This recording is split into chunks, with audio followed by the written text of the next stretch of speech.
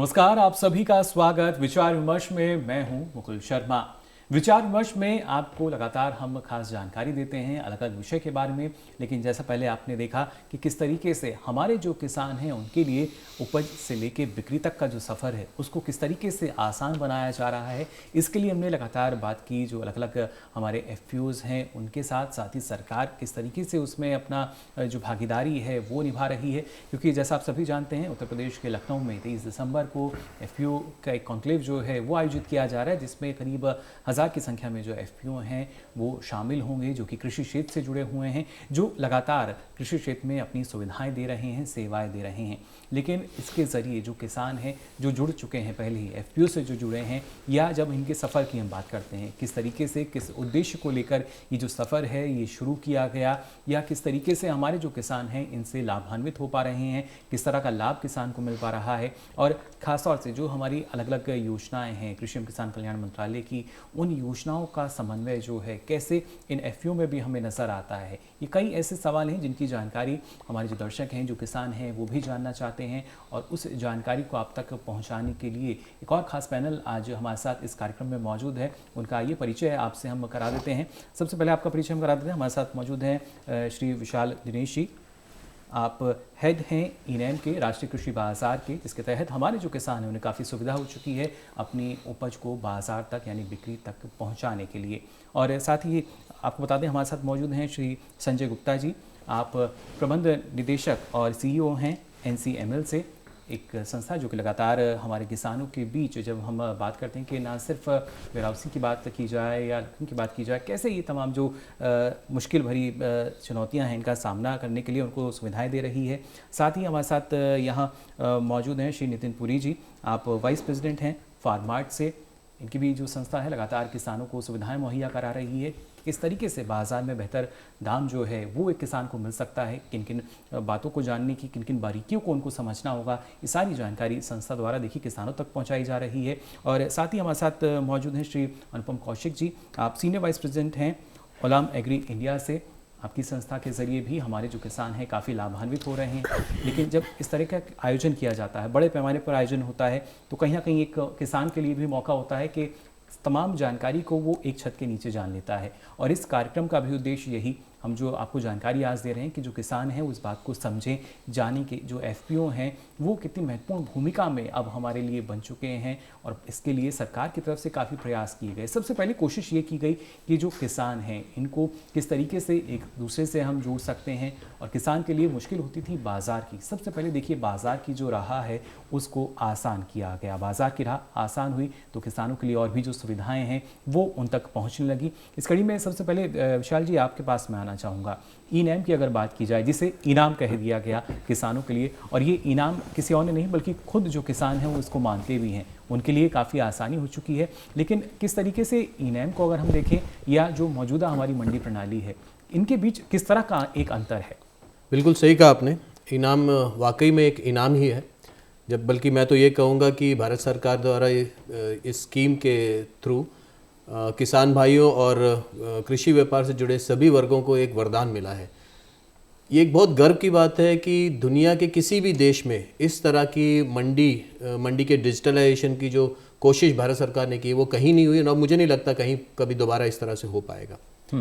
जो आपका प्रश्न है कि इनाम और मंडी प्रणाली में क्या अंतर है, तो मैं उसको सरल तरीके से ऐसे बताऊंगा कि जो मंडी प्रणाली होती है उसमें किसान अपनी फसल लाता है, उसकी ढेरी लगाई जाती है, और उस मंडी के व्यापारी उस ढेरी पे बोली लगाते हैं। सबसे ऊंची बोली लगाने वाला व्यापारी किसान को उसके मूल्य का प्रदान करता है। इनाम कोई मंडी प्रणाली की समांतर प्रक्रिया नहीं है, बल्कि ये मंडी प्रणाली को इलेक्ट्रॉनिक तरीके से सरल और सुगम तरीके से चलाने की एक व्यवस्था है जी। मंडी प्रणाली में जो व्यापारी जिस मंडी में लाइसेंस लेते हैं, जहाँ पे उनका पंजीकरण होता है, वही से व्यापार में या बोली में भाग ले सकते हैं। बट इनाम के माध्यम से वो व्यापारी 1260 मंडियाँ, जो कि 22 राज्य और 3 केंद्र शासित प्रदेशों में है, जो इनाम से जुड़ी हुई हैं, उन सभी में अपनी बोली लगा सकता है, भागीदारी कर सकता है, और कोई भी जिन्स भारत में खरीद सकता है। जी।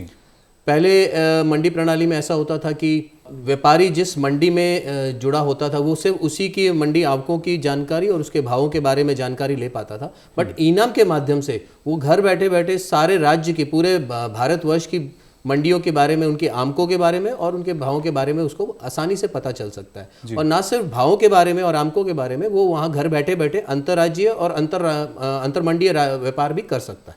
जी बिल्कुल। अब इस स्कीम में जो उपलब्धियां हैं वो उपलब्धियां ऐसी हैं कि इनाम से आज 1,74,00,000 किसान जुड़ा हुआ है, 2 लाख के करीब व्यापारी जुड़े हुए हैं, 2250 से ज़्यादा के एफपीओ जुड़े हुए हैं। और पिछले 5-6 साल से जब से ये स्कीम भारत सरकार ने लागू की है, अब तक करीब इसमें 6 करोड़ मेट्रिक टन का व्यापार, विभिन्न जिनसों का व्यापार हो चुका है, जिसकी कुल मूल्य लागत 2 लाख करोड़ के ऊपर हो चुकी है। तो वाकई में ये एक वरदान है किसान भाइयों और कृषि वर्ग से जुड़े हुए सारे लोगों के लिए। जी, और जो उपलब्धियां आपने यहाँ गिनाई हैं विशाल जी, तो कहीं ना कहीं उसके बाद तो इसको इनाम हम मान ही सकते हैं हमारे किसानों के लिए, क्योंकि अब बेहतर उपज जो है वो किसान लेता है, लेकिन उसका बेहतर भाव मिलना चाहिए।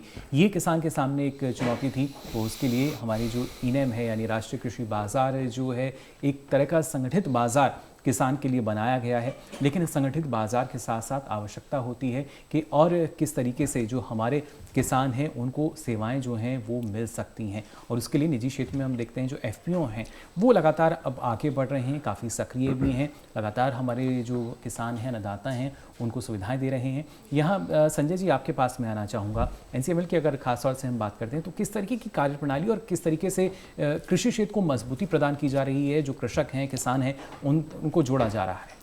हाँ, तो मैं सबसे पहले शुरुआत करना चाहूँगा एनसीएमएल का थोड़ा इतिहास बताते हुए। एनसीएमएल की स्थापना 2004 में हुई थी और इसका स्थापित करने के पीछे मुख्य उद्देश्य ये था कि कटाई के बाद जो फसल आती है उसको भंडारण किया जाए साइंटिफिक तरीके से, ताकि उसमें रखने में उसका नुकसान ना हो। आज 18 साल बाद मुझे बताते हुए बड़ा गर्व है कि हमारी कंपनी इस फील्ड में, इस क्षेत्र में सबसे अग्रणी कंपनियों में है आज के भारत देश में। और हम भंडारण और प्रिजर्वेशन की जो फैसिलिटी है वो करीबन 800 गोदाम जो देश के हर एक कोने में फैले हुए हैं, वहाँ ये सुविधा प्रदान करते हैं, ना किसान भाइयों को, व्यापारी भाइयों को, कंपनियों को और एफपीओज को भी। उसके अलावा हमारी एक और बहुत बड़ी सुविधा है, वो है गुणवत्ता निर्धारण और क्वालिटी टेस्टिंग। तो हमारे पास NABL से मान्यता प्राप्त 9 लैब्स हैं इस टाइम, जो पूरे हिंदुस्तान के अलग अलग कोनों में फैली हुई है। और वो सारे जो इस कृषि व्यवसाय से जुड़े हुए जितने भी प्लेयर्स हैं उन सबको क्वालिटी टेस्टिंग सर्टिफिकेशन का बिजनेस प्रोवाइड करते हैं और सुविधा प्रोवाइड करते हैं। उसके अलावा हमारे पास एक और भी, जैसे आप जानते ही हैं कि जो किसान फसल होती है उसका आने का एक पर्टिकुलर टाइम होता है, बट उसकी जो खपत होती है पूरे साल चलती है। तो जैसे ही फसल आने का टाइम होता है तो कई बार देखा गया है कि जब फसल के दाम गिर जाते हैं और किसान को मजबूर होना पड़ता है कि सस्ते में बेचना पड़ता है। तो उसके लिए हमारे पास एक NBFC है जिसमें हम किसान को वित्तीय सुविधा प्रदान करते हैं कर्जे के रूप में।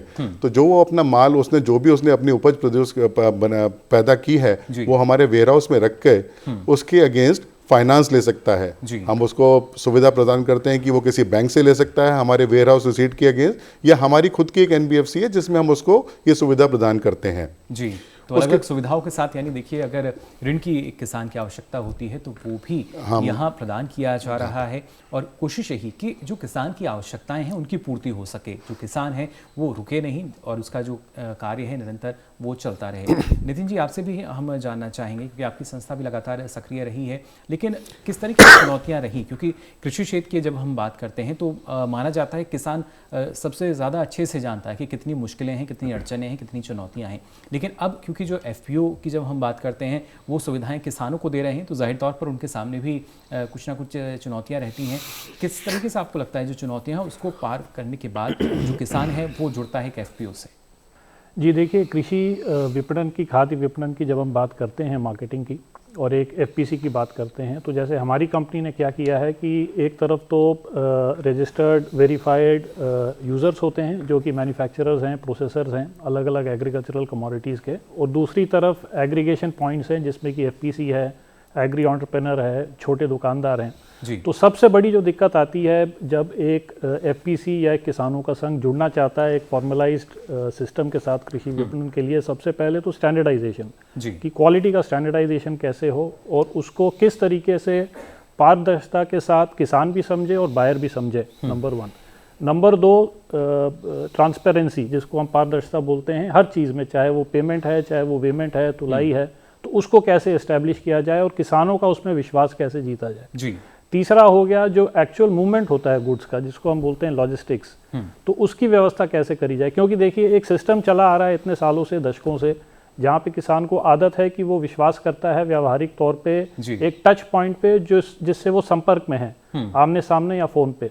अब उससे अगर आप एक ऐसा सिस्टम बनाना चाह रहे हैं, जैसे अभी इनाम की बात हो रही थी कि भाई मंडी में तो हो सकता है 10 बायर हैं, 20 बायर हैं, 30 बायर हैं, लेकिन आज आप चाह रहे हैं कि 500, 1000, 1500, 2000 बायर आपके पास आ जाएं।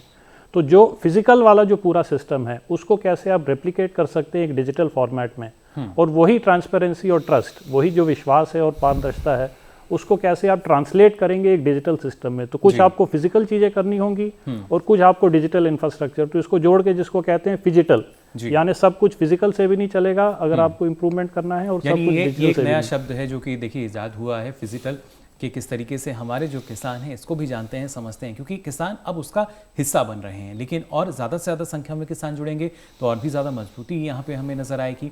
अनुपम जी, आपसे भी जानना चाहेंगे, जो आपकी संस्था है वो किस तरीके से हमारे जो किसान हैं उनको लगातार अपनी सुविधाएँ और जो सेवाएँ हैं वो पहुँचा रही है। देखिए, जिन कृषि उत्पादों में हम व्यापार या सप्लाई चेन में जुड़े हुए हैं, हमारा एक ही उद्देश्य है कि भारत से जो भी कृषि उत्पाद हम यहाँ से निर्यात करें वो अंतर्राष्ट्रीय गुणवत्ता के मानकों पे खरा उतरे, और उसके लिए हम अपने सभी जो हमारे किसान समूह के जो हमारे मित्र हैं उनके साथ हम श्रेष्ठ जितने भी उत्पादन के साधन हैं उसके बारे में जानकारी साझा करते हैं, और उससे उनकी उत्पादकता में वृद्धि हो, और उसके साथ हम दोनों अपने अपने जो अधिक उत्पादकता और अधिक परिष्कृत मानक के कृषि उत्पाद को अंतर्राष्ट्रीय बाजार तक पहुंचा सके, उसी प्रयास में हमारा एक साझा प्रयास हमारे सभी कृषि उत्पादों के व्यापार का एक मूल आधार है। जी बिल्कुल, और जैसा आपने कहा कि जो मानक हैं उनका भी ख्याल रखना होता है, और जो हमारे एक छोटे सीमांत किसानों क्योंकि संख्या ज़्यादा है, जब एक किसान की हम बात करते हैं तो जो मानकीकरण है किसी भी उत्पाद का, जो भी उपज से हम तैयार कर रहे हैं, वो एक किसान के लिए काफ़ी मुश्किल होता है। लेकिन जब हम FPO में शामिल हो जाते हैं तो शायद सबकी एक सामूहिक जिम्मेदारी हो जाती है, और शायद उतनी चुनौतियाँ जो हैं वो एक किसान पर नहीं होती, या सीधे शब्दों में कहा जाए तो एक किसान पर उतना बोझ नहीं होता। ये बिल्कुल सही बात है आपकी कि जो ये प्रयास पिछले तकरीबन 7 से 8 साल से चल रहे हैं FP और FPC का, इसका एक बहुत बड़ा लाभ किसानों को मिला है कि जिसमें उनका एक व्यक्तिगत स्तर पे जिन निर्णयों को लेने में या उन निर्णयों के क्रियान्वयन में उनको बाधाएं होती थी, इस प्रकार के सामूहिक प्रयास से वो दुर्गम लक्ष्य भी बहुत सारी क्षेत्रों में हमने किसानों को साधते हुए देखा है। जी बिल्कुल, तो देखिए जो दुर्गम लक्ष्य हैं उनको भी साधते हुए देखा गया है, और ये जो बदलाव है वो अब हम यहाँ देख पा रहे हैं। और यहाँ विशाल जी अगर बात की जाए, क्योंकि जिस तरीके से इनैम प्लेटफॉर्म को हम देखते हैं, वहाँ भी अभी नितिन जी ने भी इस बात का जिक्र किया था कि काफ़ी मुश्किल होती है, क्योंकि एक किसान और आड़ती का जो जिस तरह का संबंध रहता है, उसके बाद उसको और किस तरीके से हम लाभ दे सकते हैं। शायद एक किसान तभी ज़्यादा जुड़ता है, तभी अपना विश्वास जताता है। किस तरीके से ये जो FPO की जब हम बात कर रहे हैं वो इसमें जुड़ सकते हैं, और कितना फ़ायदा जो है उनको इनाम से जुड़ के मिल रहा है? बहुत ही अच्छा प्रश्न है आपका। वैसे इनाम में जुड़ने की प्रक्रिया, या मैं सरल शब्दों में कहूँ कि उसका पंजीकरण का जो प्रक्रिया है बहुत ही सरल है और निशुल्क है। सबसे इम्पोर्टेंट है, ये निशुल्क सेवा है। तो जो भी किसान FPO या व्यापारी इनाम पे पंजीकरण या जुड़ना चाहते हैं वो अपनी निकटतम इनाम मंडी पे जा सकते हैं और अपना पंजीकरण वहाँ पर मंडी सेक्रेटरी के थ्रू करा सकते हैं। अब निकटतम इनाम मंडी आप कैसे देखेंगे, तो इसकी भी प्रक्रिया हमने बहुत ही सरल कर दी है। इनाम का जो मोबाइल ऐप है उस पर एक फीचर है निकटतम मंडी का। अगर आप उस पर क्लिक करेंगे तो 100 किलोमीटर के रेडियस में जितनी भी इनाम मंडियां होंगी वो आपके स्क्रीन पे आ जाएंगी। और आप किसी भी मंडी को क्लिक करेंगे तो आपके स्थान से उस मंडी तक की जो रोड की डिस्टेंस है वो गूगल मैप के थ्रू आपको दिखेगा, तो आपको पता चल जाएगा मंडी आपसे कितनी दूर है। तो आप नियरेस्ट मंडी में जाके अपना पंजीकरण करा सकते हैं। अगर इसके अलावा आप अगर मोबाइल एप्लीकेशन में सक्षम है तो आप हमारी वेबसाइट enam.gov.in पे जाकर के या इनाम का ऐप डाउनलोड करके आप अपना पंजीकरण खुद भी कर सकते हैं। ये जो ऐप है ये एंड्रॉयड पे और आईफोन पे दोनों पे निःशुल्क उपलब्ध है, आप डाउनलोड कर सकते हैं। और अगर इन दोनों प्रक्रियाओं में आप नहीं कर पा रहे हैं तो हमारा एक टोल फ्री नंबर है 1800 2700 और 224 1800 2700 224। आप इस पे कॉल करके पंजीकरण की प्रक्रिया जान भी सकते हैं अपने जो डाउट हैं वो भी क्लियर कर सकते हैं और पंजीकरण कराने के तरीके को भी समझ सकते हैं। जी बिल्कुल। तो देखिए अलग अलग सुविधाएं जो हैं किसानों के लिहाज से जो कि ज़रूरी हैं वो तमाम अब किसान को मिल जाती हैं अपने मोबाइल के ज़रिए। आप इनाम ऐप से जुड़ जाते हैं, इनाम पोर्टल पे भी आप जा सकते हैं, वहाँ सारी जानकारी जो है आपके सामने रहती है। और जिस तरीके से संजय जी आपने भी बताया कि जो किसान की जो उसकी उपज के बाद जब उत्पाद तैयार हो जाता है या उपज की जब हम बात करते हैं कैसे सुरक्षा हो सकती है, सरकार की तरफ से अलग अलग योजनाएँ भी हैं, लेकिन जब भंडारण गृह की हम बात करते हैं किस तरीके से उसको हमें भंडारित करके रखना है, उसमें किसानों को वैज्ञानिक विधि की जानकारी नहीं होती या किस तरह का उसके लिए जो मैनेजमेंट चाहिए उसकी जानकारी उनको नहीं होती। और उसका खामियाजा ये होता है कि अगर हमने घर में ही उसको भंडारित कर लिया है तो वहाँ नुकसान भी किसान को उठाना पड़ता है। तो ऐसी स्थिति में आपको लगता है कि एफपीओ अगर आगे ऐसे में निकल कर आते हैं और इस तरीके से वैज्ञानिक विधि जो है पूरे तरीके से उसको वो भंडारित करते हैं तो उनके लिए एक लाभ का मौका ये और बढ़ सकता है यहाँ पे? हाँ बिल्कुल, आपने सही कहा। जैसे आपने बताया कि जब फसल कटाई के बाद दो तरह के नुकसान होते हैं। एक तो नुकसान होता है कि उसके ऊपर कोई कीड़ा लग जाए, उसके वजह से उसकी गुणवत्ता में कमी आ सकती है, क्वांटिटी में भी कमी आ सकती है। दूसरा जो होता है सबसे ज़्यादा जो स्टोरेज लॉस होता है वो होता है मॉइस्चर लॉस, जो रखे रखे जो उसका नमी उड़ जाती है उसकी वजह से वजन का नुकसान हो जाता है और जब किसान उसको मंडी में बेचने जाएगा तो उसको कम दाम मिलेंगे। तो एक जैसे कि हम जानते हैं कि भारत देश में जो किसान है उसकी जो जमीन है उसके पास वो बहुत छोटी मात्रा में है। अगर सारे एफपीओ मिलके उसको कंसोलिडेट करके भंडारण करता है तो उनको जैसे बोलते हैं ना स्केल जो एडवांटेजेस हैं वो मिलती हैं, ताकि उसको ट्रांसपोर्टेशन, लॉजिस्टिक्स और हैंडलिंग में बहुत ज़्यादा कमी आ जाती है। और हम कुछ एफपीओ के साथ काम कर भी रहे हैं, उसमें हम उनको भंडारण, गुणवत्ता यानी क्वालिटी टेस्टिंग और फंडिंग भी प्रोवाइड कर रहे हैं। तो मेरे हिसाब से ये जो मूवमेंट है ये आगे और तेजी से बढ़ेगा और जो किसान है वो अपने फसल की सुरक्षा और बेहतर तरीके से कर पाएगा। जी बिल्कुल, वो देखिए बेहतर तरीके से सुरक्षा कर पाएंगे और ये एक किसान चाहता भी है कि जो उसकी फसल है वो सुरक्षित रह सके, उसको वाजिब दाम जो है इसका मिल सके और उस एवज में अगर उनको अगर ऋण की आवश्यकता है अगर वो भी मिल रहा है तो शायद ये किसान की तमाम आवश्यकताएँ जो हैं उनकी पूर्ति कर सकता है। यहाँ नितिन जी आपसे भी हम जानना चाहेंगे, जैसा आपने कहा कि जब हम बाज़ार की बात करते हैं तो किसान थोड़ा सा वहाँ अभी पीछे नज़र आता है, तो आवश्यकता यही है कि जो एफपीओ हैं वो बाकायदा एक किसान को श्रेणीबद्ध कर देता है कि यहाँ शायद आवश्यकता है, यहाँ पे हमें पहले फोकस करना होगा और उसके बाद जो हमारी कमज़ोर कड़ी है उसको मजबूत बनाकर हम आगे बढ़ते हैं और उसी तरीके से जो कहीं कहीं नुकसान की संभावना है उससे आगे निकलकर मुनाफा हमारे किसान ले रहे हैं। बिल्कुल क्योंकि देखिए अभी जो जैसे बात हो रही थी कि एक कलेक्टिव बार्गेनिंग की बात होती है कि सामूहिक तौर पे कैसे 50, 100, 200, 500 किसान एक साथ आते हैं जी। और पहले वो 10 बोरी 20 बोरी का व्यापार करते थे, अब समूह में वो 1000, 2000, 5000 बोरी का व्यापार करते हैं। तो जब इतना उनको एक तरह से ये एक बिजनेस हो गया, क्योंकि ये फिर ये नहीं है कि आप अपनी 10-20 बोरी एक ट्रॉली में डाल के मंडी में भेज रहे हैं, अब क्योंकि आप सामूहिक तौर पर व्यापार कर रहे हैं और आप इलेक्ट्रॉनिक डिजिटल तरीके से इनाम के थ्रू या हमारे फार्मार्ट के थ्रू या किसी के थ्रू विपणन कर रहे हैं, तो आपके सिस्टम प्रोसेस कैसे हैं, आप बही खाता कैसे मेंटेन करते हैं, आप अपनी सिस्टम प्रोसेस को कैसे लगाते हैं, क्वालिटी की टेस्टिंग करते हैं, तो ये सारी तमाम चीज़ें जो हैं, जो एक तरह से कैपेसिटी बिल्डिंग की बात है, नॉलेज की बात है, एबिलिटी की बात है, तो इसमें बहुत सारा काम करने की ज़रूरत है। क्योंकि फिजिकल एफपीसी बनाना और एक ऑर्गेनाइजेशन बनाना एक चीज़ होती है, लेकिन उसको बढ़िया तरीके से चलाना, एफिशिएंट तरीके से चलाना और उसको बाजार की ज़रूरत के हिसाब से चलाना, या कल को मान लीजिए कोई कंपनी आती है, कोई बायर आते हैं, वो कहते हैं कि भाई हमें एक अलग तरीके से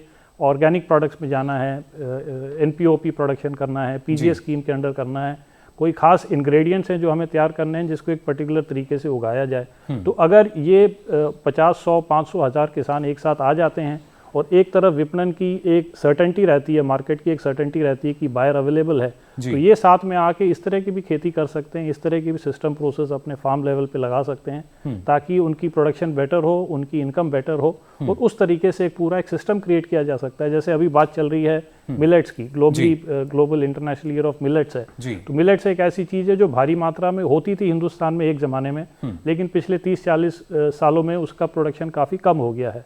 अब वापस हेल्थ की तरफ लोग जा रहे हैं, लेकिन मिलेट्स होते अलग अलग जगह हैं। आप देखेंगे साउथ से लेके उत्तर तक, पूरब से लेके पश्चिम तक, और क्वांटिटीज मार्केटेबल सरप्लस उसकी कम है।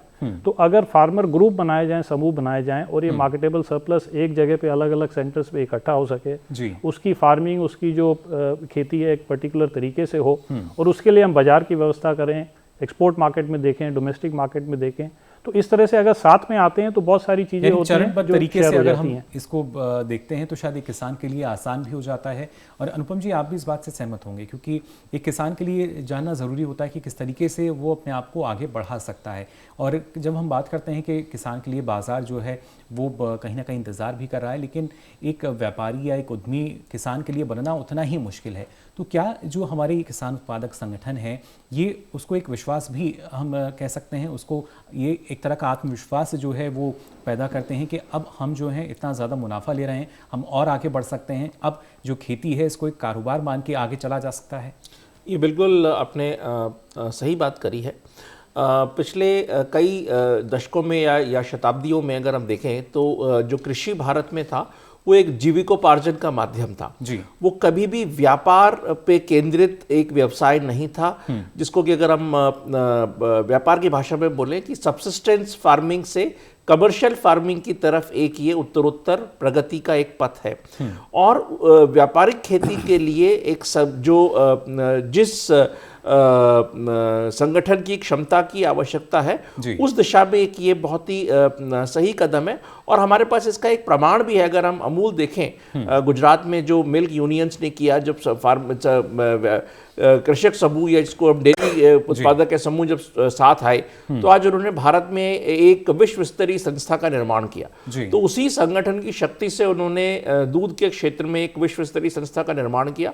और ये एफपीओ और एफपीसी का जो ये प्रक्रम है ये उसी एक अतुलनीय उदाहरण का एक अनुपालन के रूप में हम इसको देख सकते हैं। यानी देखिए, बड़ी बड़ी सहकारिता जो हैं उनके उदाहरण हमारे सामने हैं, लेकिन एकदम से बड़ा कुछ भी नहीं होता। एक कदम जो है पहले हमें वो आगे बढ़ाना होता है, तब चलकर इस तरीके से हम कह सकते हैं कि जो बूंद बूंद है उससे सागर बनता है। लेकिन अब हमारे जो किसान हैं अगर इन एफपीओ से जुड़ रहे हैं तो एफपीओ आपस में भी जुड़ रहे हैं। एक एफपीओ से जब दूसरा एफपीओ मिलता है तो वहाँ पे और किस तरीके का फ़ायदा या लाभ एक दूसरे एफपीओ के जो किसान हैं उनको हो सकता है, इसकी भी जानकारी जो है साझा होती है। और ये सारी जानकारियाँ देखिए साझा होंगी उत्तर प्रदेश के लखनऊ में 23 दिसंबर को भी, जहाँ पे जो एफपीओ कॉन्क्लेव है उसका आयोजन किया जा रहा है, जहाँ पे काफ़ी संख्या में जो अलग अलग एफपीओ हैं कृषि क्षेत्र के वो एक साथ इकट्ठा होंगे और जिसका सीधा फायदा और किसी को नहीं हमारे किसानों को मिलेगा। फिलहाल और इसमें क्या कुछ खास रहेगा या किस तरीके से जो हमारे किसान हैं उनको लाभ पहुँचाने की कोशिशें की जा रही हैं, इस बारे में भी हम अपनी चर्चा जारी रखेंगे। फिलहाल यहाँ रुक रहे हैं एक छोटे से ब्रेक के लिए।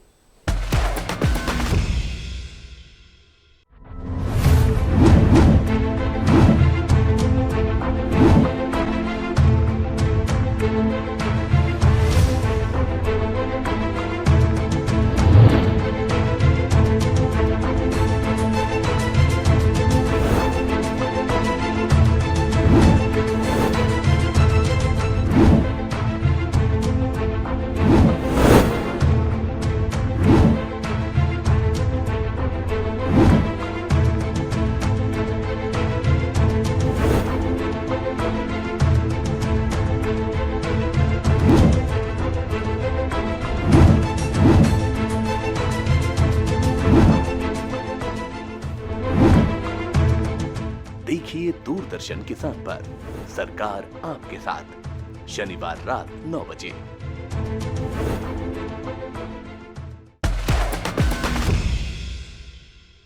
ब्रेक के बाद आप सभी का एक बार फिर स्वागत विचार विमर्श में। आज हम बात कर रहे हैं उपज से लेके बिक्री तक के सफ़र की, और इस सफ़र को आसान बना रहे हैं हमारे जो एफपीओ हैं। अलग अलग सुविधाएं जो हैं ये लगातार हमारे एफपीओ देते हैं, लेकिन उन सुविधाओं उन सेवाओं से ज़्यादा महत्वपूर्ण है एक किसान को ये विश्वास दिलाना कि अगर वो एफपीओ से जुड़ रहा है तो कितना लाभ उसको मिल सकता है। या एक संगठित बाज़ार की जब हम बात करते हैं वो किसान के लिए कितना ज़रूरी होता है। पहले एक किसान अगर एक मंडी का रुख करता था तो वहाँ उसको कभी कभी वापस भी लौटना पड़ता था। पूरे अपने उत्पाद को, अपनी उपज को बाजार लेके पहुँचते थे, अलग से देखते थे किस तरह का भाव वहाँ मिलेगा नहीं मिलेगा, और मन मुआफिक जो भाव अगर नहीं मिलता या तो कम दाम पे वो भाव बेचना पड़ता, हमें अपनी उपज को बेचना पड़ता था, या फिर वो सारी उपज को वापस लाना पड़ता था घर पर भी, जिसमें ना सिर्फ समय लगता था, किसान की लागत लगती थी। और उसी के लिए एक संगठित बाजार जो है इनाम के तौर पर हमने देखा हमारे देश में किसानों के लिए जो है वो बनाया गया।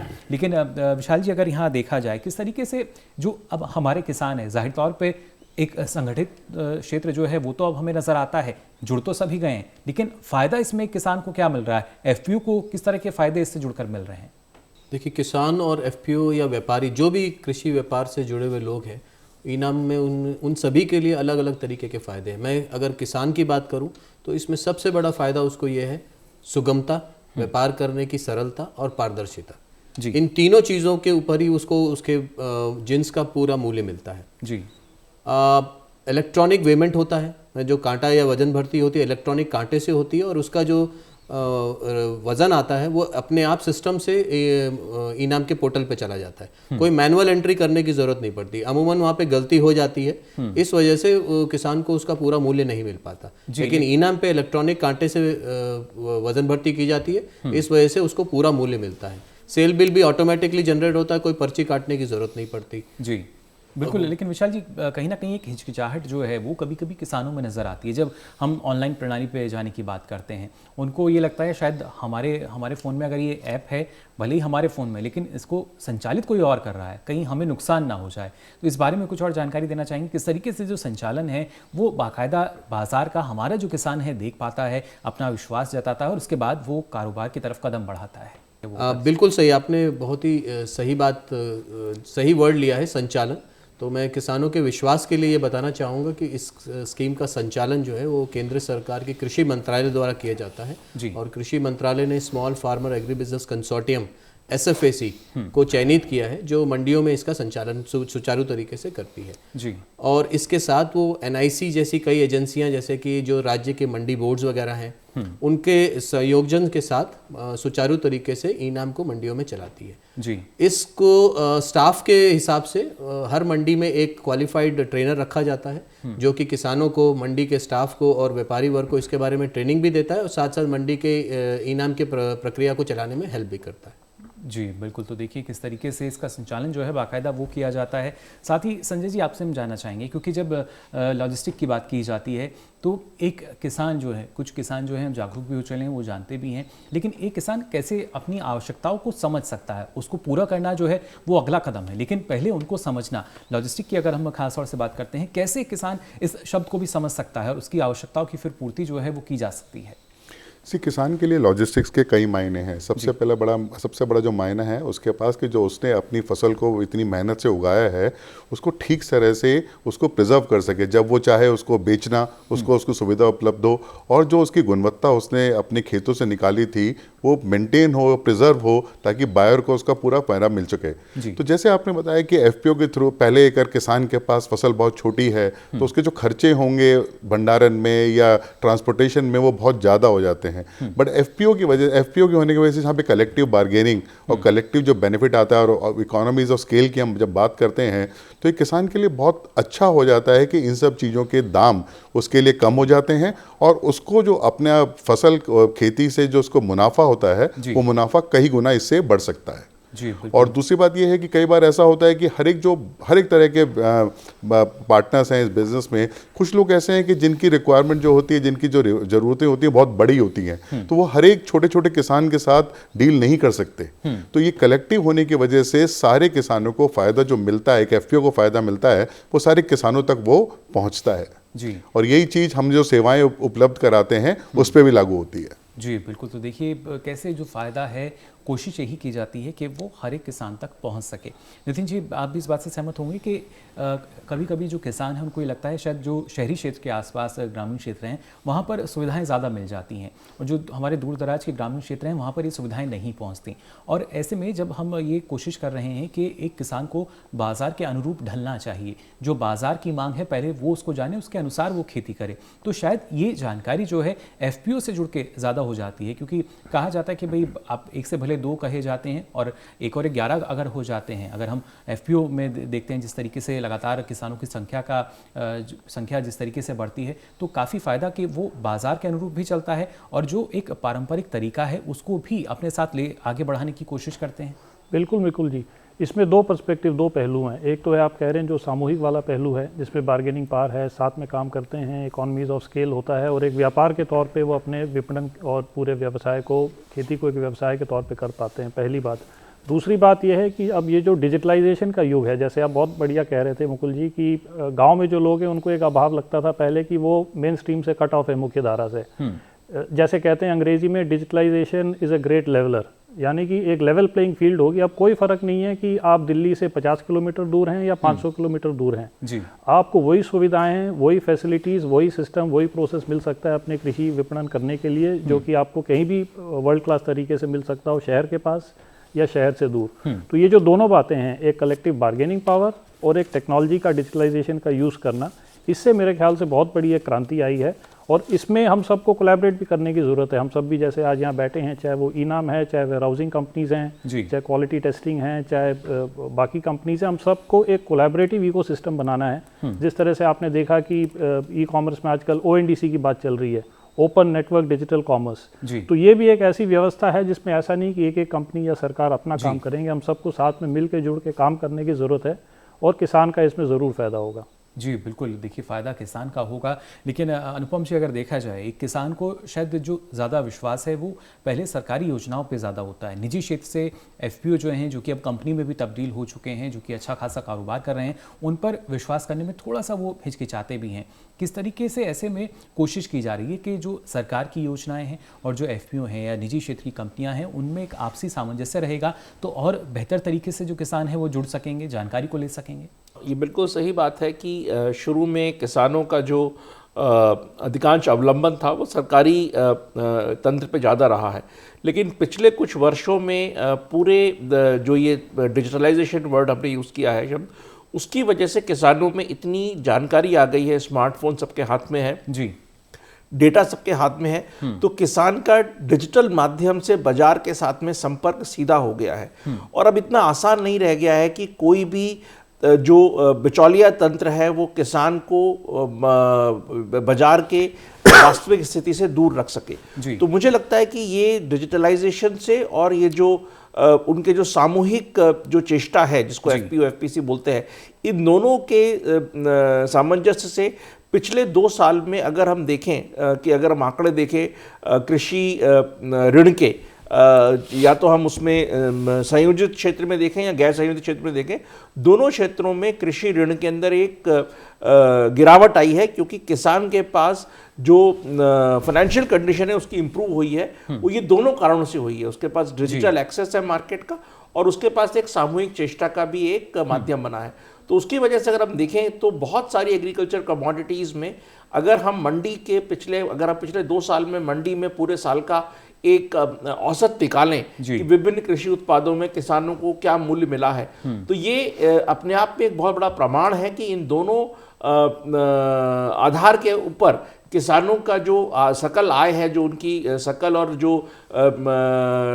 उनका मुनाफा है, उसमें निश्चित रूप से वृद्धि हुई है। यानी शुद्ध लाभ को देखा जाए तो उसमें इजाफा सीधे तौर पे यहाँ नज़र आता है। और विशाल जी, डिजिटलीकरण की जब हम बात कर रहे थे तो उसको तो लगातार हम बढ़ा ही रहे हैं डिजिटल इंडिया के साथ मिलकर। और लेकिन जब एक भूमिका रहती थी पहले बिचौलियों की, किसान और बाजार के बीच में जो कि रहते थे, लेकिन ई-नैम के ज़रिए सबसे पहले जो पहला प्रयास था वो यही था कि जो बिचौलिए हैं इनको हटाया जाए और एक किसान का सीधा संपर्क बाजार से हो सके, अपने उत्पाद को वो सीधा बाजार में लेके जा सके, तो सीधा जो शुद्ध लाभ है जिसका जिक्र अभी अनुपम जी कर रहे थे, वो एक किसान को जाहिर तौर पर मिल पाए। और अभी हम मान सकते हैं कि ई-नैम के ज़रिए जो इनाम की हम बात कर रहे हैं, वो इनाम कुछ और नहीं बल्कि किसान के लिए उसका शुद्ध लाभ ही है।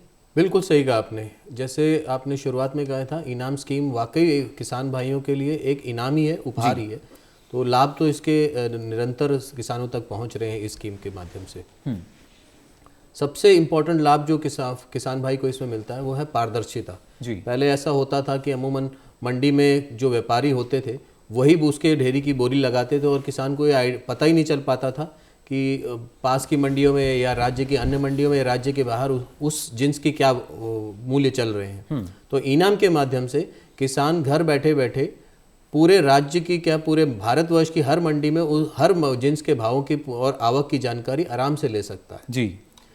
दूसरा यह है कि किसान को अपने उपज की गुणवत्ता के हिसाब से पूरी मूल्य मिलते हैं। हर मंडी में एक गुणवत्ता लैब स्थापित की जाती है जिसके लिए भारत सरकार अनुमोदन देती है। उस लैब के थ्रू उसकी ढेरी के जो जिन्स है, जिन्स का सैंपल लेकर के गुणवत्ता जांच की जाती है, पैरामीटर्स बनाए गए हैं। उस पैरामीटर्स या उन गुणवत्ता सर्टिफिकेट के बेसिस पे व्यापारी अपनी बोली लगाते हैं और किसान को सुनिश्चित मूल्य मिलता है। जी बिल्कुल। ये देखिए एक तरह का सुनिश्चित मूल्य जो है वो किसान को मिल जाता है, लेकिन जब हम, क्योंकि पेमेंट के भी कई विकल्प हम देखते हैं, किसान को यही चिंता सताती है। पहले जब मंडियों का रुख करते थे तो एकदम से पेमेंट मिलता नहीं था, या नगद के रूप में वो मिल रहा है, कहीं उसमें किसी तरह की कमी ना हो, या और भी कई तरह के जो डर हैं वो किसान को सताते थे। लेकिन ई-नैम के जरिए हम मान सकते हैं कि जो एक सीधे तौर पर विकल्प रखा गया है, जो जितना भी लाभ आता है, जितनी भी जिस राशि में उसका जो उपज है उसकी बिक्री हुई है, सीधा उनके खाते में पहुँच जाता है। बिल्कुल सही। इनाम की जो मुख्य विशेषताएं, उसमें एक पेमेंट का ऑप्शन सबसे इम्पॉर्टेंट है। हमारे पोर्टल के माध्यम से जो व्यापार के बाद जो उसका मूल्य होता है वो इलेक्ट्रॉनिक माध्यम से किसान के खाते में डायरेक्ट पहुंचा दिया जाता है। इस प्रक्रिया के लिए एसएफएसी ने 5 राष्ट्रीय बैंकों को चयनित किया है जी। और पेमेंट किसी भी माध्यम से की हो, भले ही वो चालान के माध्यम से हो, नेट बैंकिंग हो, ई पेमेंट हो, RTGS, IMPS, UPI, Bhim, debit card, जिस भी इलेक्ट्रॉनिक माध्यम से पेमेंट किए गए हो, बैंक के प्रोसेस के थ्रू वो पेमेंट तुरंत किसान के खाते में पहुंचा दी जाती है।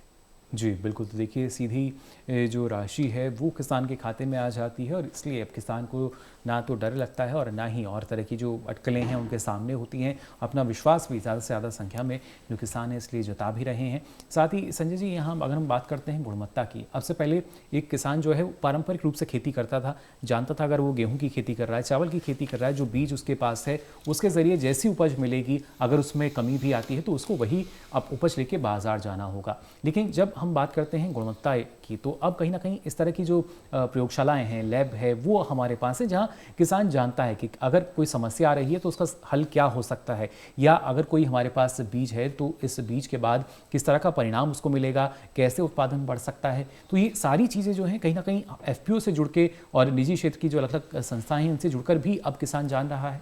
बिल्कुल ठीक कहा आपने। सबसे पहले जो खेती की शुरुआत होती है वो होती है मिट्टी से, मृदा से। तो जो सबसे पहले जो भारत सरकार ने एक इनिशिएटिव शुरू किया था कि जिसमें सॉइल टेस्टिंग और सॉइल हेल्थ कार्ड बने थे, उससे किसान को ये मालूम पड़ता है कि उसकी भूमि में किस न्यूट्रिएंट की कमी है, उसके हिसाब से वो उसकी पूर्ति करके सबसे अच्छा उत्पादन ले सकता है। दूसरा ये है कि जो फसल बनने के बाद अगर एक किसान है, उसके खेत से एक तरह की फसल निकली और उसको ये पता लगा कि इस फसल की जो मांग है देश के किसी और दूसरे हिस्से में है, जिस एरिया जहाँ पे वो है वहाँ पे नहीं है, तो एफपीओ के थ्रू वो उसकी जो रीच है वो बहुत बढ़ गई है।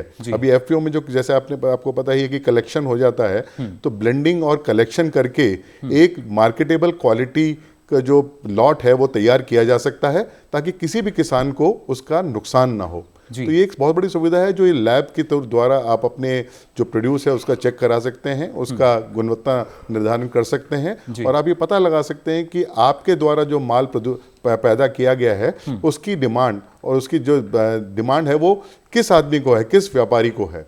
तो उससे जो फसल किसानों को पहले नुकसान हो जाया करता था कभी कभी, वो पूरी तरह से बच सकता है। जी बिल्कुल। और नितिन जी, अगर देखा जाए जिस बात का जिक्र अभी संजय जी यहाँ भी कर रहे हैं कि एक स्थान से दूसरे स्थान की जब हम बात करते हैं, जहाँ पर बेहतर भाव हमें मिल रहा है, किसान भी यही चाहता है कि उस स्थान का रुख वो कर सके, और ऐसे में उसको लगता था जो ट्रांसपोर्टेशन है वो एक उसके सामने चुनौती रहती थी। लेकिन अब जो अलग अलग ये कड़ियाँ जुड़ी हैं, जो एफपीओ से जुड़कर हमारे किसान आगे बढ़ रहे हैं, जो स्टार्टअप्स आ रहे हैं, जो एंटरप्रेन्योर्स आ रहे हैं, इनके साथ जुड़कर हम मान सकते हैं कि जो शायद अब दूर कुछ भी नहीं है, असंभव कुछ भी नहीं है। बिल्कुल बिल्कुल मुकुल जी, आपने लॉजिस्टिक्स की बात करी। हमारी खुद की जो कंपनी है जैसे फार्मार्ट, हमने क्या किया है, एक ऐप लॉजिस्टिक्स कंपनीज के लिए भी बना दिया है कि जितने फ्लीट ऑपरेटर हैं, ट्रक ऑपरेटर हैं, वो सारे उस पर रजिस्टर करते हैं। और मान लीजिए हमें किसान की जो खरीदी करके एक बायर तक पहुंचाना है, पॉइंट ए से पॉइंट बी, हो सकता है राज्य के अंदर हो सकता है वो बिहार से आंध्र प्रदेश तक भी हो, तो उसकी एक सुविधा है कि सब लोग जुड़ें और कम से कम समय में मोस्ट एफिशिएंट तरीके से, कम कॉस्ट में कैसे हम फ़ायदा पहुंचा सकते हैं, क्योंकि उसमें फ़ायदा बायर का भी है और फ़ायदा फार्मर का भी है। जी। तो आजकल इतना विकास हो चुका है, पहले भी जैसे हम बात कर रहे थे डिजिटलाइजेशन का, टेक का, आईटी का, बहुत सारी चीज़ें जो हम सपने जैसे सोचते थे 20 साल पहले, 30 साल पहले, वो आज एकदम रियलिटी बन गई हैं, साकार हो गई हैं। तो एक तरह से बोला जाए तो नामुमकिन कुछ भी नहीं है, सिर्फ हमें एक व्यवस्था बनानी है और उसको एक बढ़िया तरीके से चलाना है, और एफपीसीज और फार्मर्स उसमें बहुत फ़ायदा उठा सकते हैं लॉन्ग टर्म में। जी बिल्कुल। तो देखिए किस तरीके से एक जो व्यवस्था है, एक संगठित व्यवस्था जिसकी आवश्यकता एक किसान को महसूस होती है, और ये जो आवश्यकता है सिर्फ एक किसान की नहीं है बल्कि अमूमन हर एक किसान की है। इसीलिए जो एफपीओ हैं उनका लगातार हम कह रहे हैं कि गठन किया जा रहा है, संगठित हमारा किसान हो रहा है एफपीओ से जुड़कर, और ज़्यादा जो लाभ है उसको बढ़ाने की कवायद अब और ज़्यादा तेज़ हो चली है। और किस तरीके से हमारे जो किसान हैं इनसे जुड़कर और लाभ ले रहे हैं, या किस तरह की सुविधाएं जो हैं इनसे जुड़कर अब किसानों को दी जा रही हैं, ये हर एक जानकारी किसान को जानना और भी ज़्यादा ज़रूरी है। और यही सारी जानकारी आज के कार्यक्रम में आपको हम दे रहे हैं। फिलहाल हम यहाँ रुक रहे हैं एक छोटे से ब्रेक के लिए। ब्रेक से लौटेंगे तो आपको बताएंगे और कितना फ़ायदा हमारे किसानों को आने वाले समय में मिलेगा इन FPO से जुड़कर, और कितना ज़्यादा बल जो है किसान को मिलता है जब वो न सिर्फ आत्मनिर्भर होता है बल्कि इस देश को आत्मनिर्भर बनाने में भी अपना पूर्ण योगदान दे रहा है। ये सारी जानकारी, ये सारी जो चर्चा हम करेंगे इस छोटे से ब्रेक के बाद।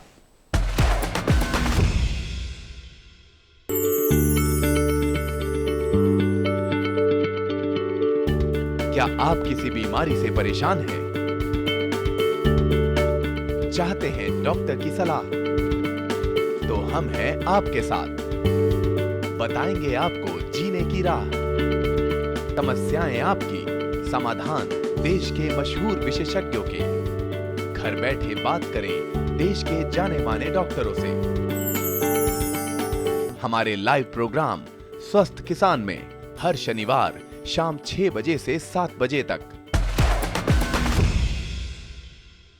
ब्रेक के बाद आप सभी का एक बार फिर स्वागत विचार विमर्श में। आज हम आपको जानकारी दे रहे हैं किस तरीके से हमारे जो किसान हैं अब संगठित हो रहे हैं। संगठन में शक्ति होती है, हर कोई जानता है, लेकिन इसका उदाहरण जो है अब हमारे सामने है हमारे जो किसान हैं। जी हाँ, FPO जो हैं वो लगातार बन रहे हैं और उपज से लेकर बिक्री तक का जो सफ़र है इसके ज़रिए काफ़ी आसान अब होता जा रहा है।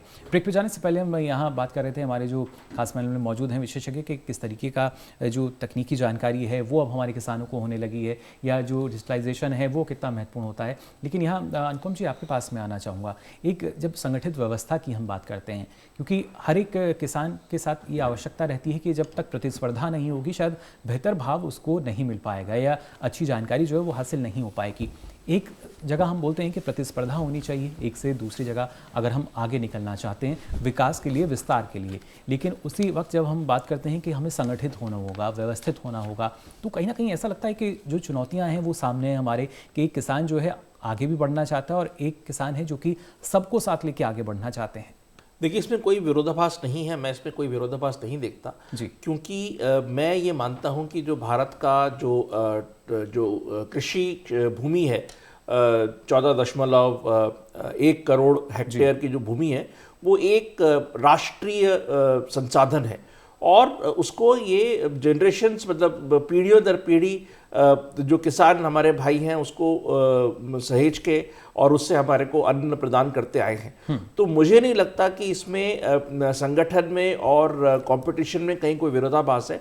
अगर ये 14.1 करोड़ जो हेक्टेयर हमारी जमीन है जिसको 14.7 करोड़ किसान जोतते हैं, अगर उनको हमें एक राष्ट्रीय संसाधन माने तो मुझे लगता है कि इसमें कहीं भी कंपटीशन या प्रतिस्पर्धा जैसी कोई चीज़ नहीं है। अगर हम अपने इस पूरे कृषक समूह को, अपने कृषक बिरादरी को अगर हम ये सभी संसाधन और इस संगठन की व्यवस्थाएं उनको पुरजोर तरीके से उपलब्ध कराएंगे तो जो भारत का स्थान है जो कि सबसे उत्पादक एक समय में रहा था और हमने अपनी उत्पादक क्षमता में कुछ ह्रास हुआ है, अगर वो उत्पादक क्षमता हम वापस ले आए तो हम बहुत सारे क्षेत्रों में, तो कई कमोडिटीज़ में हम विश्व के 5 शीर्ष राष्ट्रों में पहुंच चुके हैं, कुछ में हम पीछे हैं, लेकिन मुझे लगता है ये पूरे प्रयास से हम लगभग सभी कृषि उत्पादों में विश्व के अंदर जो उत्पादकता की श्रेणी है उसमें अपना अग्रणी स्थान बना सकते हैं। जी बिल्कुल, ज़ाहिर तौर पर उम्मीद हर एक किसान को हम भी यही करते हैं कि जो अग्रणी स्थान है उस पर हम रहें, पहले पायदान पर हम किसी भी तरह काबिज हो सकें, क्योंकि ना सिर्फ लगातार कोशिश यही है, फिर चाहे हम जो हमारी GM टैग वाली फसलें हैं उनकी बात करते हैं और OP की अगर बात की जाए तो उनके तहत भी जो FPO से हमारे किसान जुड़े हुए हैं वो काफ़ी लाभ कमा रहे हैं। और ये लाभ सिर्फ कहने के लिए नहीं है बल्कि किसान खुद जानता है, समझ रहा है कि कैसे उसका जो मुनाफा है वो बढ़ रहा है। पहले हम देखते थे कई जो किसान हैं उनके पास इस तरह की अटकलें होती थी या बाध्य होते थे कि वो आप एक ही उत्पाद जो है वो बाज़ार तक पहुंचा सकते हैं, लेकिन अब इस तरह की कोई सीमा नहीं है क्योंकि अब आपके पास अपार बाज़ार जो है वो आपके सामने है और ना सिर्फ घरेलू बाज़ार बल्कि विश्व बाज़ार जो है आप वहाँ तक भी हमारे किसान जो हैं वो दस्तक दे रहे हैं। फिलहाल अगर हम इनेम को देखते हैं विशाल जी, यहाँ पे हमारी कौन कौन से ऐसे उत्पाद हैं जिनका जो कारोबार है वो पूरी तरीके से सक्रिय है, क्या यहाँ पे किस तरह की कोई सीमा रखी गई है? कुल 203 कृषि जिन्स हैं जिनका व्यापार इनाम पे होता है और उनके क्वालिटी या मापदंड बनाए गए हैं जो कि पूरे भारतवर्ष के नज़रिए को देखते हुए तय किए गए हैं जी। और इनमें दलहन, तिलहन, अनाज, मसाले, फल, सब्जी और अन्य सारे जिन्स जो कि भारतवर्ष में पूरे होते हैं, सभी का व्यापार ई-नाम पे सक्षम है। जी, ये तो एक खासतौर से हम देख सकते हैं विशेषता भी है। और किस तरह की विशेषताएं आपको नज़र आती हैं जो हमारी ई-नाम प्रणाली है इसमें? वैसे तो मैं कहूँ ई-नाम की स्कीम के लिए हम उसके मार्केटिंग और उसके प्रमोशन के लिए सारे स्टेक होल्डर्स के साथ डिस्कशन करते रहते हैं। फार्मर्स और एफपीओस के पास जा करके स्कीम के बारे में हम जानकारी लेते रहते हैं और इसी की बेसिस पे हमने कई तरह के फीचर्स और नए नए मॉड्यूल्स बनाए हैं। सारों को छोड़ते हुए मैं कुछ मुख्य मॉड्यूल्स और फीचर्स को ज़रूर बताना चाहूँगा जो कि आपके लिए बहुत ही कारगर हो सकते हैं। जी, सबसे पहला होगा प्लेटफॉर्म ऑफ प्लेटफॉर्म्स। जी, ई-नाम की जो प्रणाली बनाई गई थी वो कृषि उपज के मार्केटिंग के लिए या उसके खरीद फरोख्त के लिए बनाई गई थी, जो कि मंडी के समांतरण सुचारूपन के लिए थी। जी, लेकिन उसके साथ साथ कई बार किसानों को, एफपीओस को, व्यापारियों को कई और सुविधाओं की भी जरूरत पड़ती है, जैसे भंडारणकरण हो गया, जी, लॉजिस्टिक्स हो गई, ऋण की सुविधा हो गई, मार्केट इन्फॉर्मेशन हो गई, एग्री एडवाइजरी हो गई। तो ये सब कई बार अवेलेबल होती है लेकिन सही टाइम पे मिल नहीं पाती। तो हमने इन सभी सुविधाओं को प्लेटफॉर्म ऑफ प्लेटफॉर्म, जिसको हम पीओपी बोलते हैं, उसके माध्यम से ऐप में इंटीग्रेट कर दिया है। अब इसका एग्जांपल ऐसे कहूँगा कि किसी किसान को अगर कभी किसी वाहन की ज़रूरत पड़ी अपने खेत से मंडी तक फसल को ले जाने के लिए, या किसी व्यापारी को ज़रूरत पड़ रही है मंडी से लेकर के किसी के और के प्रांगण में पहुंचाने के लिए, तो वो ई-नाम पीओपी ऐप के थ्रू गाड़ी बुक कर सकता है। जो भी सर्विस प्रोवाइडर या जो भी गाड़ी वाहन पहुंचाने वाला सर्विस प्रोवाइडर उस एरिया में ऑपरेट कर रहा होगा, वो ई-नाम के माध्यम से आपको गाड़ी सुविधा दे सकता है। इसी तरह आपको लोन की ज़रूरत पड़ रही है, ट्रैक्टर लोन चाहिए या पेट्रोल हैंडपंप लगाने के लिए लोन चाहिए, मोटर लगाने के लिए लोन चाहिए, किसी भी तरह की ऋण की सुविधा हो, वो ई-नाम के साथ जुड़े हुए सर्विस प्रोवाइडर जो कि बैंक और एनबीएफसी हैं, आप उन तक पहुंच सकते हो और उनसे अपने चयन का ऋण ले सकते हो। इसी तरह की कई सुविधाएं जो हैं, जो अमूमन प्री हार्वेस्ट और पोस्ट हार्वेस्ट के दौरान ज़रूरत पड़ती हैं, उन सभी सुविधाओं को एक एकल प्लेटफॉर्म के माध्यम से, जो कि पीओपी कहलाता है, हमने ई-नाम के साथ इंटीग्रेट कर दिया और आप इसकी सुविधाओं का लाभ निःशुल्क ले सकते हैं। इसमें कोई सर्विस चार्ज नहीं होता है। जी, बिल्कुल। देखिए, दूसरा इम्पॉर्टेंट फीचर है, जी, मैंने जैसे पहले बताया, जो कि बहुत ही इंपॉर्टेंट है और बहुत ही ज़रूरी भी है किसान भाइयों के लिए, वो है मंडी लोकेटर। जीपीएस के थ्रू आप ई-नाम की मंडियों को और गोदामों को अपने ऐप के थ्रू आप ढूंढ सकते हैं। आप भारतवर्ष में कहीं भी खड़े होंगे और आप अपनी मंडी लोकेटर को क्लिक करेंगे तो 100 किलोमीटर की रेडियस में जो भी मंडी और गोदाम अवेलेबल होगा वो आपकी स्क्रीन पे दिखेगा। आप उसको क्लिक करके वहां जाने का रास्ता देख सकते हैं। साथ ही किसी भी मंडी को आप क्लिक करेंगे तो आप पिछले 3 दिन में उस मंडी में जो जो जिन्स बिके हैं उनके मैक्सिमम और मिनिमम भाव भी आप देख सकते हैं। तो इस फीचर से किसान को कभी अपनी किसी फसल को बेचने का अगर निर्णय लेना है कि मेरे पास 2-3 मंडियां हैं आसपास, किस मंडी में लेके जाऊं ताकि मुझे ज्यादा भाव मिले, तो वो इस फीचर के थ्रू डिसाइड कर सकता है, तय कर सकता है कि मुझे किस मंडी में किस जिन्स का ज्यादा भाव मिल सकता है और डिस्टेंस देखते हुए अपना निर्णय ले सकता है। जी, बिल्कुल। देखिए, कैसे आपकी जो लागत है वो आप खुद भी कम कर सकते हैं और मुनाफा कैसे बढ़ाना है, ये अब आपके पास विकल्प के तौर पर सारी जानकारी जो है मौजूद रहती है ई-नाम के ज़रिए। साथ ही यहाँ संजय जी, आपसे भी हम जानना चाहेंगे, क्योंकि अब किसान के लिए जब एफपीओ का जब गठन किया जाता है तो सेवाएं जो हैं वो ज़्यादा उनको मिलती हैं, सुविधाएं ज़्यादा मिलती हैं, लेकिन एक उम्मीद जो है वो किसान की बढ़ती है हर बार ही, क्योंकि अगर देखा जाए तो ये एक इस तरह का स्वभाव है कि अगर हमें सुविधाएँ मिल रही हैं तो इससे आगे हमें क्या मिलेगा। अब जिस तरीके से सुविधाएँ दी जा रही हैं कृषि क्षेत्र में किसानों को, इसमें आने वाली और किस तरह की सुविधाएं हो सकती हैं जो कि कृषि क्षेत्र की इस तस्वीर को बदलते हुए नजर आएंगी? जैसे मुकुल जी आपने बोला कि जो बेसिक सुविधाएं हैं या मूलभूत जो ज़रूरतें हैं किसानों की, वो काफ़ी हद तक अब पूरी हो गई हैं। अब हमें अगले लेवल या नेक्स्ट लेवल एग्रीकल्चर के लिए सोचना पड़ेगा जी। अब उसमें सबसे जो ज़रूरी है वो है स्मार्ट एग्रीकल्चर। उसके लिए चाहे सेंसर हो या इंटरनेट ऑफ थिंग्स हो, या उसके अलावा दूसरा है जो नई तकनीकें अवेलेबल हैं। अभी आज जैसे अनुपम जी ने बोला कि भारत पहले से ही बहुत सारी इकोनॉमिकली जो सिग्निफिकेंट क्रॉप में उसमें टॉप 5 में है, लेकिन पोटेंशियल जो है या अभी तक अपॉर्चुनिटी है कि हम इसको और बढ़ा सकते हैं। तो उसमें कई सारी तकनीकें हैं, जैसे जेनेटिकली मॉडिफाइड सीड्स हैं, क्रिस्पर है, स्पेशलिटी न्यूट्रिएंट जो फर्टिलाइजेशन होता है वो है।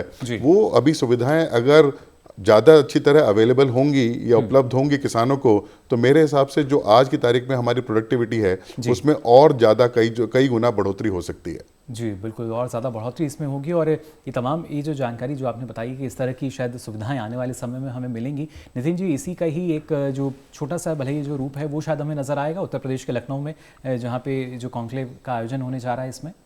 बिल्कुल बिल्कुल, क्योंकि उत्तर प्रदेश खेती के नज़रिए से भी देखा जाए तो बहुत बड़ा क्षेत्र है। FPCs फार्मर प्रोड्यूसर कंपनीज भी मेरे ख्याल से उत्तर प्रदेश और महाराष्ट्र में ही सबसे ज़्यादा हैं हिंदुस्तान में। और एक तरह से पिछले 2-3 साल में देखा गया है कि काफ़ी सरकार की तरफ से पुश दिया गया है, मोटिवेशन दिया गया है FPCs को आगे बढ़ाने के लिए, उनको बाज़ार से जोड़ने के लिए। और बहुत सारी वहाँ की पॉलिसीज़ हैं, जैसे 1 डिस्ट्रिक्ट 1 प्रोडक्ट है। अभी जैसे कुछ राइस की वैरायटीज़ हैं जो सुगंधित राइस है, जैसे जो कि 12-13 जिलों में, जैसे आप भी मुकुल जी बता रहे थे कि GI टैग है जी। तो GI टैग तो बना दिया और पंजीकृत भी हो गया, लेकिन उसको आगे मार्केटिंग के तौर पे उसको मोनेटाइज नहीं किया। तो क्या IARI जैसी संस्थाएं जो बढ़िया बीज तैयार करते हैं, जिसकी यील्ड बेटर है, किसान FPC जो अच्छा प्रोड्यूस करते हैं, और मार्केटिंग कंपनीज जो उसको ब्रांड करके पूरे विश्व में ले जा सकते हैं, तो इस तरह के कोलैबोरेशन की मेरे ख्याल से मुकुल जी बहुत सारी अपॉर्चुनिटीज़ निकलेंगी। और ये जो पूरा कॉन्क्लेव होगा ये मेरे ख्याल से बड़ा ऐतिहासिक होगा, क्योंकि शायद पहली बार किसी भी राज्य में इस तरह का कॉन्क्लेव किया जा रहा है जहां FPCs, इंडस्ट्री, सरकार सब साझा तरीके से मिलकर काम कर रहे हैं। तो हम बहुत उत्सुकता से लुक फॉरवर्ड कर रहे हैं और इससे ज़रूर बहुत फ़ायदा होगा किसानों का। जी बिल्कुल, सीधा फ़ायदा देखिए किसान को मिल सकेगा। और हमने यहाँ बात की उपज से लेके बिक्री तक के सफ़र की, लेकिन ये जो सफ़र है उपज से बिक्री तक का नहीं है, बल्कि बिक्री से ब्रांड बनने तक का सफ़र है। और इसका सीधा फ़ायदा और किसी को नहीं होगा, हमारे अन्नदाताओं को, किसानों को, और साथ ही साथ उन FPO को जो कि एक एक कदम पर आगे बढ़ रहे हैं, अलग अलग किसानों को एक साथ जुड़कर आगे लगातार बढ़ा रहे हैं और कोशिश कर रहे हैं कि जो स्थिति है किसान की वो बदल सके, साथ ही वो बदल सकें इस देश की कृषि के लिए भी, क्योंकि विकास और विस्तार जब तक नहीं होगा, फिर चाहे सेवाओं की हम बात करें, योजनाओं की बात करें, तब तक लाभ नहीं मिल पाएगा। और ये तमाम जो FPO हैं, अलग अलग FPO जो हैं, निजी क्षेत्र की संस्थाएं हैं, ये लगातार यही प्रयास कर रही हैं कि जो सेवाएं हैं इनका विकास और विस्तार हो सके, बल्कि किसान के लिए भी और ज़्यादा मूलभूत सुविधाएं जो हैं वो तो मिले ही, तमाम जो अब आधुनिक सुविधाएं हैं उनकी जानकारी भी किसान को मिले और किसान उन्हें अपना भी सके और आज के समय में बाजार के अनुरूप आगे जाके अपने आप को स्मार्ट फार्मर भी बना सके। तो जाना आज आपने कार्यक्रम में किस तरीके से लगातार उपज से लेकर बिक्री तक का जो सफ़र है उसको आसान बनाने की जो कवायद है वो चल रही है। और इसका ही हम कह सकते हैं उदाहरण हमारे सामने आएगा जब उत्तर प्रदेश के लखनऊ में जिस कॉन्क्लेव का आयोजन किया जा रहा है, जहाँ पर काफ़ी संख्या में हमारे जो कृषक हैं, किसान हैं, अन्नदाता हैं वो पहुँचेंगे। साथ ही तकनीकी जानकारी के साथ साथ वो तमाम जानकारी जो कि शायद जानकारी है आने वाले समय की, एक हमारे देश के जो कृषि का भविष्य है उसकी कहीं ना कहीं झलक इस कॉन्क्लेव में ज़रूर देखने को मिलेगी। और कोशिश यही रहेगी किसान की वो भी ज़्यादा संख्या में पहुंचे। और आपसे भी हम गुजारिश करेंगे आप उत्तर प्रदेश के लखनऊ में इस कॉन्क्लेव में ज़रूर जाइए, जानिएगा, समझिएगा किस तरीके से और ज़्यादा फ़ायदा जो है वो किसान को हो सकता है। फिलहाल हमारे साथ आज इस खास कार्यक्रम में एक खास विशेष पैनल रहा। आप सभी ने इतनी महत्वपूर्ण जानकारी हमारे दर्शकों के सामने साझा की, इसके लिए आप सभी का बहुत बहुत धन्यवाद, बहुत बहुत आभार। तो जाना आप सभी ने भी कि किस तरीके से अब ना सिर्फ योजनाओं का जो विकास विस्तार हो रहा है, सुविधाओं का विकास विस्तार हो रहा है, बल्कि उपज से लेके बिक्री तक और बिक्री से लेके ब्रांड बनने तक का जो सफ़र है वो अब उस सफ़र पर हमारे जो किसान हैं आगे बढ़ चुके हैं। फिलहाल हमें भी आगे बढ़ना होगा, अब समय हो चला है आपसे विदा लेने का। लेकिन आपको बता दें, अगर आप अपना कोई सवाल या सुझाव हम तक पहुँचाना चाहते हैं तो इसके लिए आप हमें ईमेल कर सकते हैं। इसके लिए हमारी मेल ID नोट कर लें। मेल ID है vichar-vimash08@gmail.com। इस पर आप हमें मेल कर सकते हैं। तो फिलहाल के लिए आज विचार विमर्श में बस इतना ही। फिर हाजिर होंगे नई जानकारियों के साथ। मुझे दीजिए इजाज़त। नमस्कार।